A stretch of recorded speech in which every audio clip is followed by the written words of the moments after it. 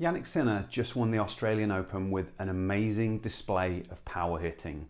So inevitably over the next couple of weeks, you're going to see a lot of different videos breaking down Sinner's technique and talking about some of the things that you can copy from it. A lot of the videos are going to be a little bit unrealistic because they'll be saying how you can hit Sinner's forehand in 4 simple steps or 5 simple steps and things like that. Now, obviously that is a little bit ridiculous because he's one of the greatest tennis players in the world. So thinking that we could copy his technique in a few simple steps is crazy talk.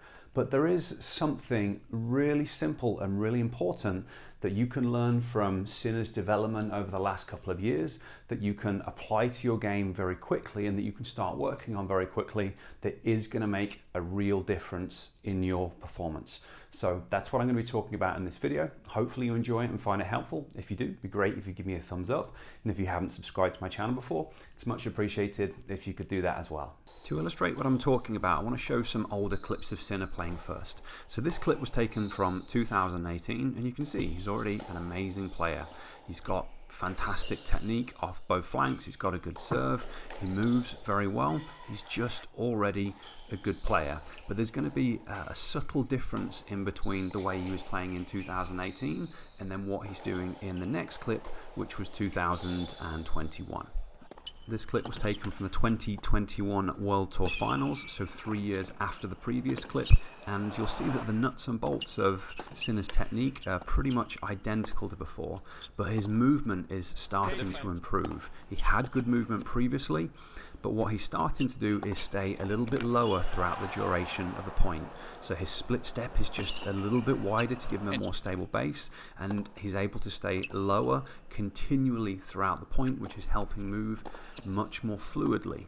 And if we take a look at a clip from yesterday's final, you see his movement has continued to improve. So he was always flexible, and I'm sure he continues to work on it. But what's very noticeable is how much thicker his legs are and how much stronger he is. So his split step looks a little bit wider than it did before, and it was already pretty wide, especially on the return of serve, and he stays incredibly low throughout the point. But it's this increase in movement capacity and strength that enables him to set up in better positions, and because he's in better positions, he's then really able to express the power game that's enabled him to win. Something you can copy immediately from Sinner and start to incorporate in your own game is trying to have a wider and more stable split step. The wider your split step is, the more quickly you can push off in different directions, and that's going to let you set up in better positions for your shots. Now, in terms of the width, we're thinking about a hip width and a half to 2 hip widths apart, but generally the wider the better, but it is going to depend on your flexibility. Now, this is something you're going to have to practice and work on. It won't happen automatically. The way that you currently split step is something that you'll have habituated from thousands of repetitions. So in order to change that habit, it's going to take lots and lots of reps, and you've got to think about it on a continual basis until you've done enough good quality repetitions. And just like any other skill you're learning, it's a really good idea to record yourself, because if you go out there, you start working on it, you'll probably think that you're doing a great job, you'll feel very athletic, but then when you watch the video back, you'll notice that you're a little bit more like a stick man and your feet are really close together. And I'm saying that from personal experience, watching myself doing it, going through this process. So it's really important to record yourself, make sure that you're practicing the technique properly. Now, if you would like more help with your footwork, I've got a free program to help you with that side of things, because setting up in better positions for your shots is one of the most important parts of the game. So I'll place a link to the free program up there and down in the description if you would like to start working on it. The other thing that you want to take and learn from Sinner's win and implement into your own game at the moment is his continued physical development. The reason he's able to do what he did yesterday is because he's continued to work on his strength, his flexibility, and his conditioning. His strength has allowed him to push off just a little bit further on every single shot.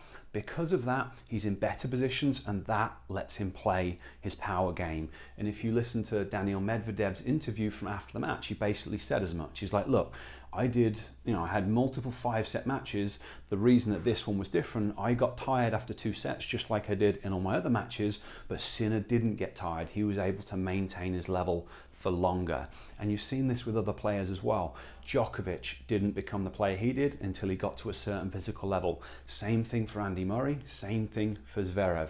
And it's the same thing for all of us as well. If I want to become a better player and you want to become a better player, you've got to continue to develop physically, working on whatever your limitation is. So when we're talking about the width of the split step and your ability to stay low, we're thinking about strength and flexibility. For me personally, I'm relatively strong, but I'm relatively inflexible. So I spend a lot of time working on my flexibility so that hopefully I can stay lower and I can get into better positions. But you need to work on whatever it is that you need to work on. Potentially, you need to work on both. And if that's the case, you need to work on both, and you need to dedicate enough time in your schedule to work on that alongside any on-court practice you do. So that's my big takeaway from Sinner's win. The width of that split step is amazing to watch. The movement is incredible. Keep working on your body, keep programming the footwork steps, and those are things that we can implement and we've got a lot of control over. It's a lot more realistic than trying to copy pro techniques, which is something that most of us aren't going to be able to do. Okay, hopefully you found the video helpful. If you did, it'd be awesome if you give me a thumbs up. Any questions or comments about what I've talked about today, I'd love to hear your thoughts on his performance and his victory. Leave them down below, and I'll catch you next time.